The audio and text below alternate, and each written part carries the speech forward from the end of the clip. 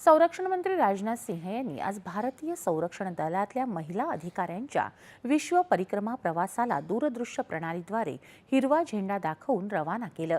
या अभियानाचं नेतृत्व संपूर्णपणे महिला करत असून ही अभिमानाची बाब आहे असं राजनाथ सिंह यांनी यावेळी सांगितलं। देशातल्या महिला आता केवळ भागीदारच नव्हे तर स्वतःचं भाग्य घडवणाऱ्या कमांडर आहेत। विज्ञान, क्रीडा, संरक्षण आणि राजकारण या सर्व क्षेत्रात महिला नेतृत्व करत आहेत असे गौरवोद्गार त्यांनी काढले। लष्कराच्या त्रिवेणी या नौकेवरून सुरू झालेल्या या मोहिमेत भारतीय नौदल, लष्कर आणि हवाई दलाच्या 10 महिला अधिकाऱ्यांचा समावेश आहे।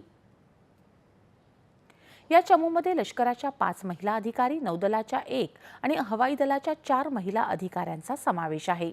मुंबईतल्या गेटवे ऑफ इंडिया इथून आज त्यांच्या विश्व प्रदक्षिणेला सुरुवात झाली। पहिल्यांदाच भारतीय लष्कराच्या अधिकारी या संयुक्त मोहिमेचं नेतृत्व करत आहेत। यासाठी त्यांनी गेली 2.5 वर्ष कठोर प्रशिक्षण घेतलं आहे। या अधिकारी 26,000 नॉटिकल मैलांचा प्रवास करणार आहेत। जगातल्या सर्व महासागरांमधून आणि अत्यंत धोकादायक अशा जलाशयांमधूनही त्यांचा प्रवास होणार आहे। 9 महिन्यात त्यांची ही परिक्रमा पूर्ण होण्याची अपेक्षा आहे।